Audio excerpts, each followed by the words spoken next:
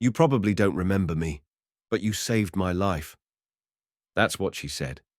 It was almost midnight, the kind of hour where people are just drunk enough to dance without shame and drunk enough to cry without warning.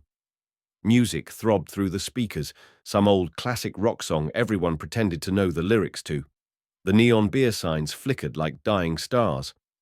I was halfway through my third vodka soda, pretending to laugh at a story I wasn't really listening to. And then this woman, stranger, tapped me on the shoulder. She wasn't loud, wasn't drunk. She didn't stumble over her words or reek of gin. No slurred speech, no fake smile.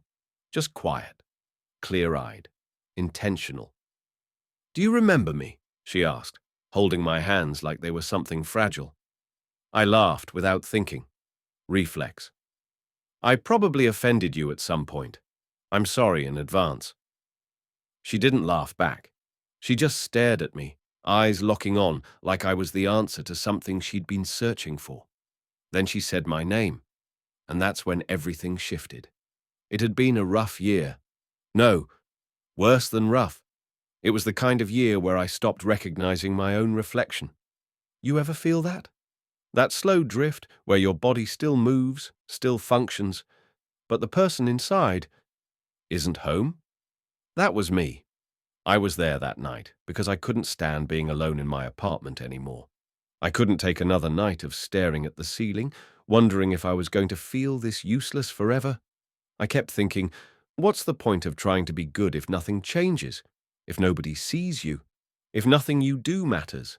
That's the headspace I was in. I didn't go out to make memories. I went out to disappear for a little while, blend into the noise, pretend everything was okay just long enough to get through the night.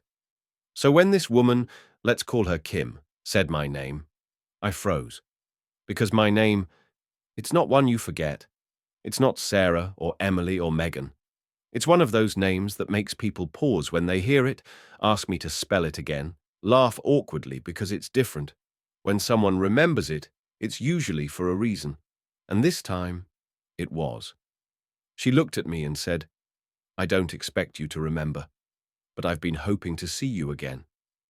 My mind went blank. I searched her face. Nothing came up, and then she said, "You helped me. Years ago. I think you might have saved my life." The air left my lungs. I didn't speak. I didn't even blink. She squeezed my hands. "Do you have a few minutes?" I nodded. My friends faded into the background. The music turned into a distant hum.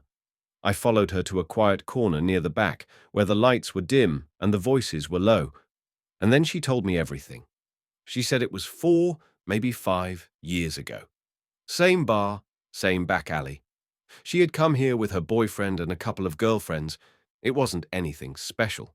Just drinks, laughs, a chance to unwind. But things were already tense when they arrived. Her boyfriend, let's call him Mark, was in one of those moods, the kind that simmers just below the surface where anything can become a reason to snap. They went out back to smoke. That alley behind the bar, dimly lit, half-lit exit sign buzzing above the door, old wooden bench shoved against the brick wall, cracked concrete littered with cigarette butts. I was already out there, alone, smoking, probably scrolling through my phone or talking to a bartender I half knew. She didn't remember exactly, but she remembered how it felt when Mark started in on her. It started small, a snide comment, something about her dress, something about how she was talking too loud, laughing too much, drinking too fast. His voice was low but sharp, measured cruelty. You know the kind, the voice of someone who's mastered the art of demeaning without raising their voice. The kind that leaves no visible bruise but still hurts like hell. Her friends didn't say anything. They just stood there, quiet, awkward, pretending it wasn't happening. One of them lit a cigarette. Another checked her phone. No one met her eyes. She said she remembered feeling small, embarrassed, isolated, like the world shrank to just her and this man who made her feel like nothing, and no one around her had the courage to change it. And then I spoke. I apparently looked up from my phone, watched the way he was talking to her, and said, "Is that your boyfriend?" She nodded.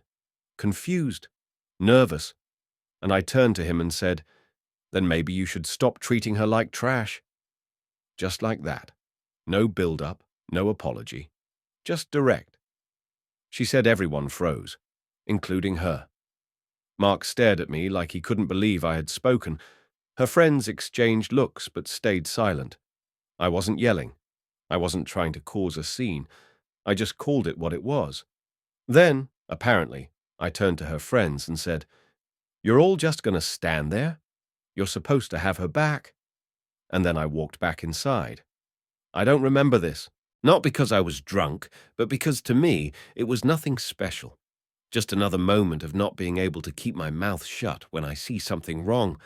I've always been like that. It's gotten me into trouble more than once.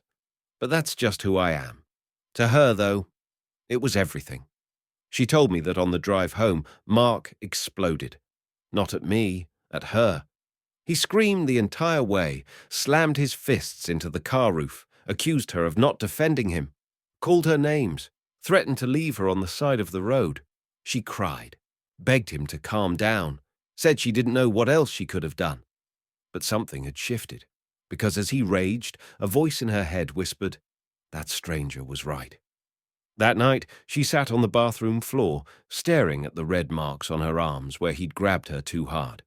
She replayed my words over and over, and for the first time in years, she started to believe them. She said that night cracked something open in her, not all at once. It wasn't a movie moment. She didn't leave him the next morning, but she started to notice more. The way he isolated her, the way her friends never called him out, the way she felt more alone when she was with him than when she was by herself. Then came the shove. It happened after she laughed at a joke another man made. Just a light nudge, enough to knock her back a few steps. That was it. She packed a bag the next morning and left. No note, no explanation, just silence.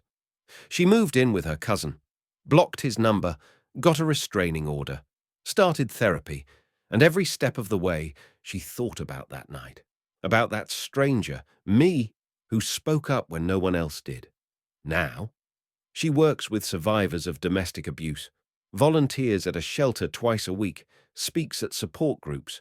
She said she never thought she'd be someone who helped others, but I changed that, because if a stranger could care about her safety, then maybe she should too.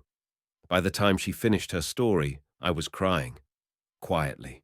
Not the messy, loud kind. Just tears falling down my face like rain off a window, because I'd been drowning for months in the belief that I didn't matter, that nothing I did made a difference, that I was just noise. But here was this woman standing in front of me, telling me that I was the reason she was free, that I was the voice that pierced through years of silence and shame, that something I did without thinking had changed the entire trajectory of her life, and I didn't even remember it. That was the part that hit me the hardest. How many moments have I thrown away? How many things have I said or done without a second thought that meant everything to someone else? It made me wonder how many people carry the weight of our words, good or bad, without us ever knowing. I told her I was sorry, not because I didn't believe her, but because I couldn't remember the moment that meant everything to her. She smiled. "Don't be sorry. That's the beauty of it. You didn't do it for recognition. You didn't even think twice. You were just kind, brave, human." She hugged me, long and warm and tight, the kind of hug that says thank you without needing words. And then she said, "I've been coming here every once in a while, hoping I'd see you again, just so I could tell you." I didn't know what to say. I still don't. But here's what I do know. The world doesn't need more silence. It needs more moments of uncomfortable truth, more strangers who speak up, more people who stop pretending that someone else will do the right thing. Because sometimes, you are the only voice someone hears in the dark. And sometimes, that voice is enough to save a life. So speak up, even if it's awkward, even if your voice shakes, even if you're not sure it's your place. Because maybe, just maybe, you'll be the voice that someone else never forgets. Like I was for Kim, even if I didn't remember it. I think about that night often now, Not just because of Kim, but because of what it taught me about the invisible ripple we leave behind. We walk through this life unaware of how deeply we might impact someone. A conversation, a gesture, a truth spoken at the right time. It can echo through another person's story forever. And we may never know. That's the part that gets me. You don't always get to see the results of your courage. You don't get a thank you card from the woman who left her abuser because of one sentence you spoke. You don't get applause for telling a friend to choose themselves when they were about to go back to someone who broke them. You don't get headlines for helping a stranger in a parking lot, standing beside someone who's being yelled at, or asking, "Are you okay?" at just the right moment. You don't do it for the credit. You do it because silence is complicity. Because if it were you in that alley, with someone tearing you down while everyone looked away, you'd pray for someone to speak up. So be that someone, even when it's uncomfortable, even when your voice trembles, even when you think it doesn't matter. Because it does. Kim reminded me of that. And maybe someone is waiting for you to be their reminder too. So go ahead, be loud, be brave, be inconvenient. You never know who's listening, and you might never know the life you've changed, but change it anyway.